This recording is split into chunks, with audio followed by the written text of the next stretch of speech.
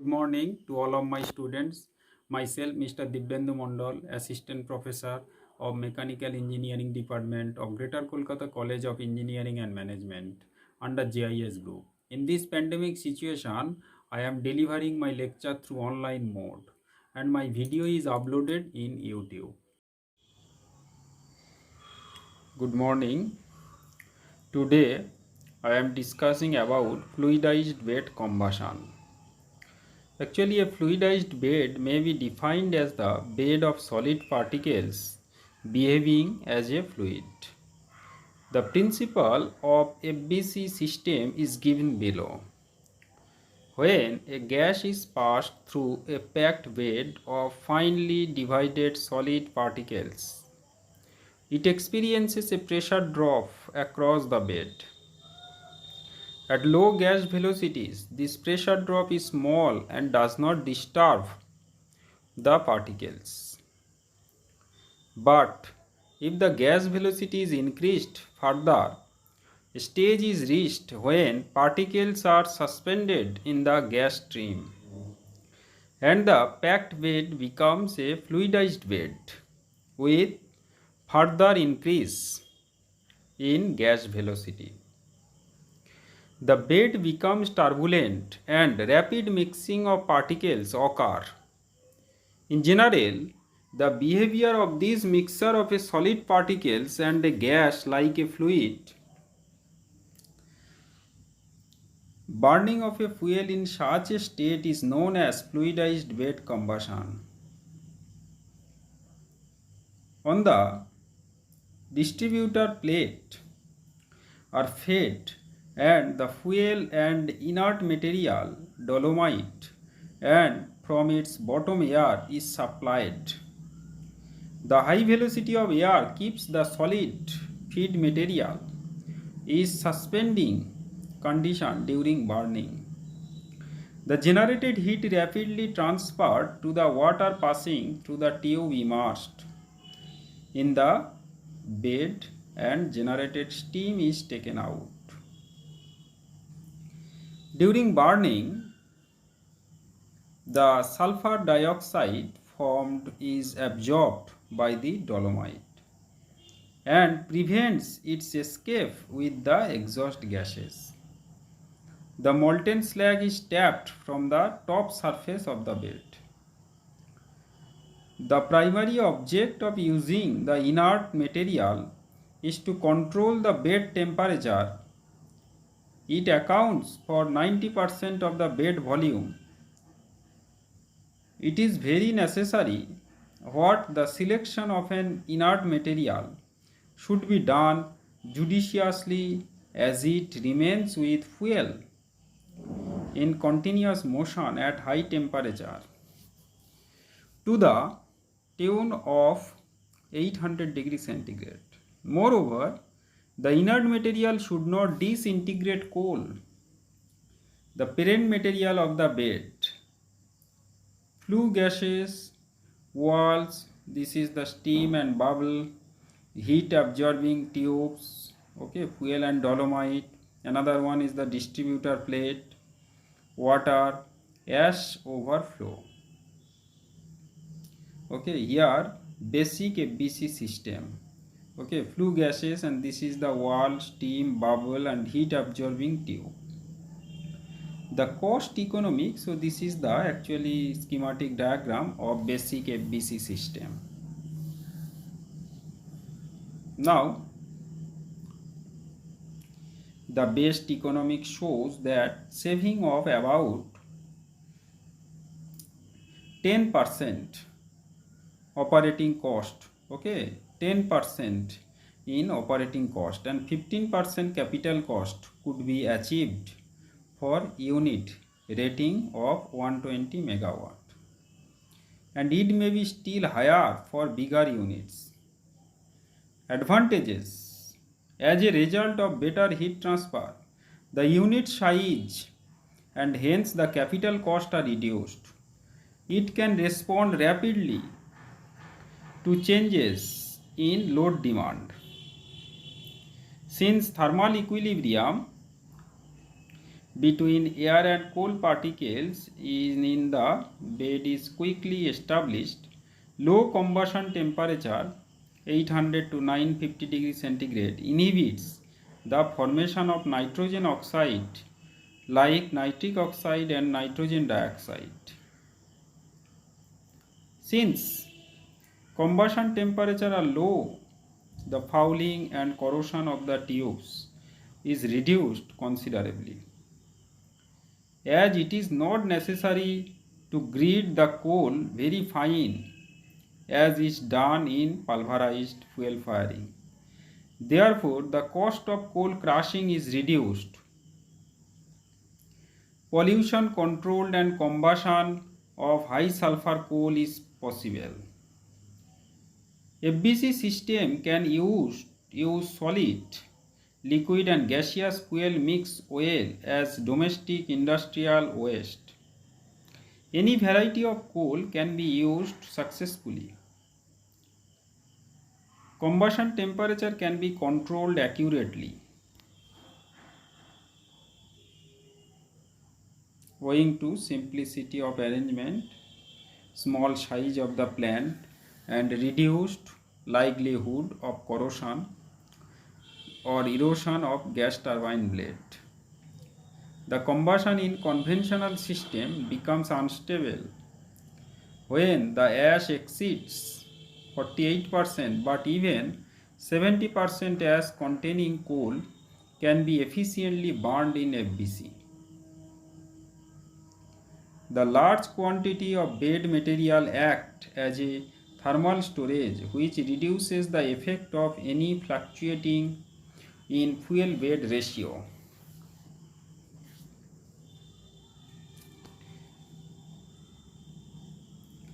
Now, another one topic is the ash handling. A huge quantity of ash is produced in central station, sometimes as much as 10 to 20% of the total quantity of coal burnt in a day. Hundreds of tons of ash may have to be handled every day in large power stations, and mechanical devices become indispensable. A station using low-grade fuel has to deal with large quantities of ash. Handling of ash includes its removal from the furnace, loading on the conveyor and delivery to the field or dump from where it can be disposed of by the sale or otherwise. Handling of ash is a problem because ash coming out of the furnace is too hot. It is dusty and irritating to handle and is accompanied by some poisonous gas. Ash needs to be quenched before handling due to following reasons. First one, quenching reduces corrosion action of the ash. It reduces the dust accompanying the ash. It reduces temperature of the ash. Ash forms clinkers by fusing in large lumps, and by quenching clinkers will disintegrate. Ash handling equipment. A good ash handling plant should have the following characteristics. It should have enough capacity to cope with volume of ash that may be produced in a station. It should be able to handle large clinkers, boilers, refuse chute, etc. with a little personal attention of the workmen. It should be able to handle hot and wet ash effectively and with good speed. It should be possible to minimize the corrosive or abrasive action of ashes, and dust nuisance should not exist. The plant should not cost much more. Okay. The operation charges should be minimum possible. The operation of the plant should be noiseless as much as possible. The plant should be able to operate effectively under all variable load conditions. In case of addition of unit, it should need minimum changes in original layout of plants. The plant should have high rate of handling.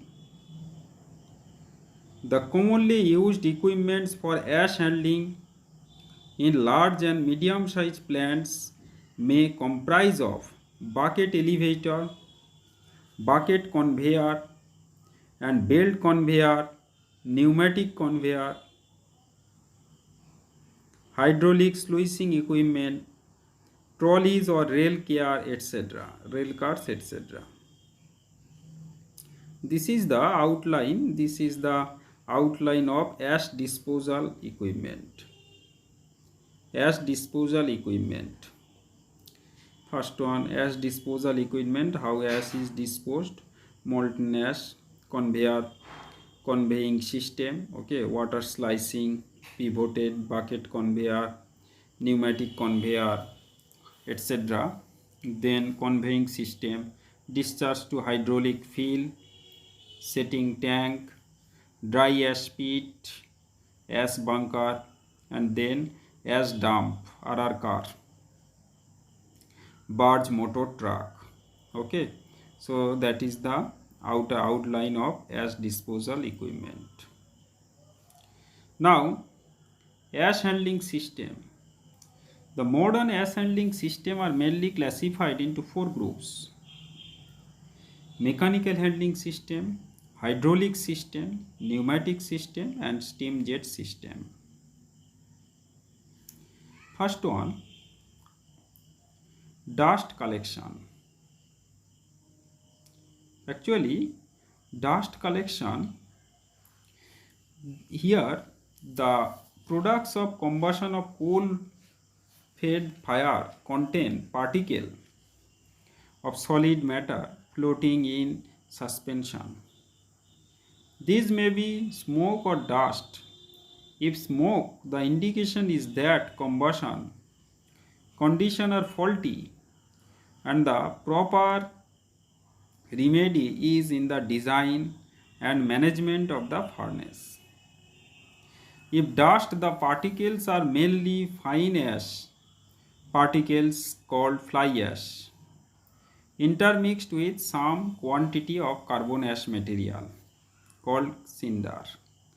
Pulverized coal spreader stoker firing units are the principal types causing difficulty from this source. Other stokers may produce minor quantities of dust, but generally not enough to demand special gas. Cleaning equipment. The two mentioned are troublesome because coal is burned in suspension in a turbulent furnace atmosphere, and every opportunity is offered for the gas to pick up the smaller particles, sweep them along with it.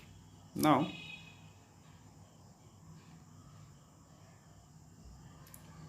the size of the dust particle is measured in micron. The micron is 1 millionth of a meter. As an indication of the scale of this measure, the diameter of the human hair is approximately 80 micron. Typical classification of particles by name is given. Limits here. A critical characteristics of dust is its settling velocity in still air. This is proportional to the product of the square of micron size and mass density. Okay, so typical particle size, flue gas particles and range of collection equipment. Typical distribution of particle size in product combustion.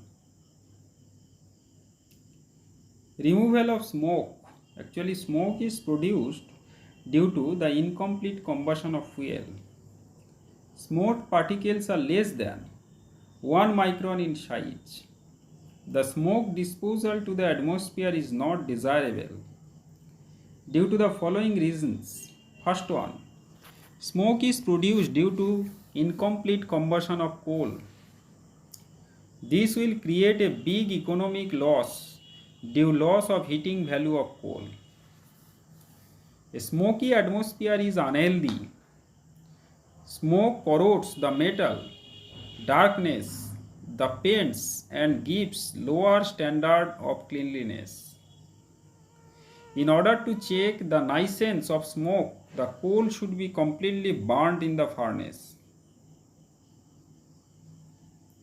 The presence of dense smoke indicates poor furnace condition and a loss of efficiency and capacity of a boiler plant. Removal of dust and dust collector. The removal of dust and cinders from flue gas can usually be effected to the required degree commercial dust collector. The dust collector may be classified as follows: mechanical dust collector, wet type, spray type and pack type, impeachment type, and dry type, gravitational separator, cyclone separator, electrical dust collector, rod type and plate type. Uses of ash and dust. The use of ash and dust is listed below. Ash is widely used in the production of cement. Ash is used in the production of concrete. 20% fly ash and 30% bottom ash are presently used constructively in USA. Because of their better alkali values, they are used for treating acidic soil. It has been found that if ash is used in limited quantity in soil, it increases the yield of corn, turnip, etc. From the ash, the metals such as Al, Fe, Si and titanium can be recovered. General layout of ash handling and dust collection system. General layout of ash handling and dust collection system, which is self-explanatory. Fly ash with exhaust gases. Furnace, molten slag, and that is the solid ash. Dust collector, dust plus chute plus fly ash, fan, mechanical system, hydraulic system and pneumatic system. So this is the general layout of ash handling and dust collection system. Another one is the boiler. In a simple boiler, it may be defined as a closed vessel in which steam is produced from water by combustion of fuel.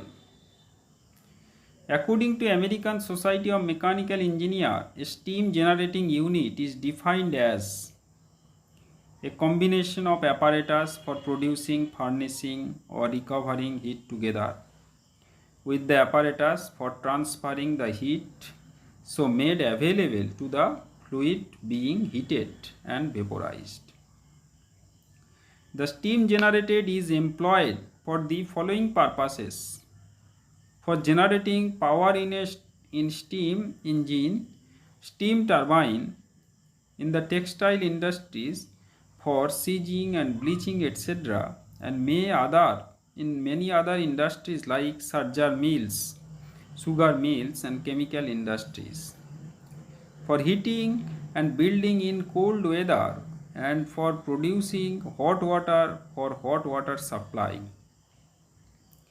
Primary requirement of steam generator or boilers are: the water must be contained safely, the steam must be safely delivered in desired condition. As regards its pressure, temperature, quality and required rate. Another one is the classification of boiler. Boiler may be classified as follows: horizontal, vertical, or inclined. If the axis of the boiler is horizontal, the boiler is horizontal, called horizontal. Axis is vertical, that is the vertical boiler. Another one is the fire tube and water tube boiler. In the fire tube boiler, the hot gases are inside the tube and the water surrounds the tube. Example, Cochrane, Lancashire. In the water tube boiler, the water is inside the tube and the hot gases surrounds them.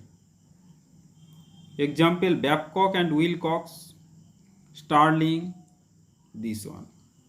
Externally fired and internally fired. The boiler is known as externally fired if the fire is outside the cell. In case of internally fired boiler, the furnace is located inside the boiler shell. Forced circulation and natural circulation. Forced circulation type, the circulation of water done by forced pump, Velox, Lamont, Benson boiler. Natural circulation takes place natural convection. Okay. And another one is the high pressure and low pressure. The boiler which produce steam at the pressure of 80 bar above high pressure, and boiler steam below 80 bar low pressure. Cochrane, Cornish, or high pressure boiler Babcock, Wilcox. Okay. First, if you like my video, you have to subscribe. Okay, thank you.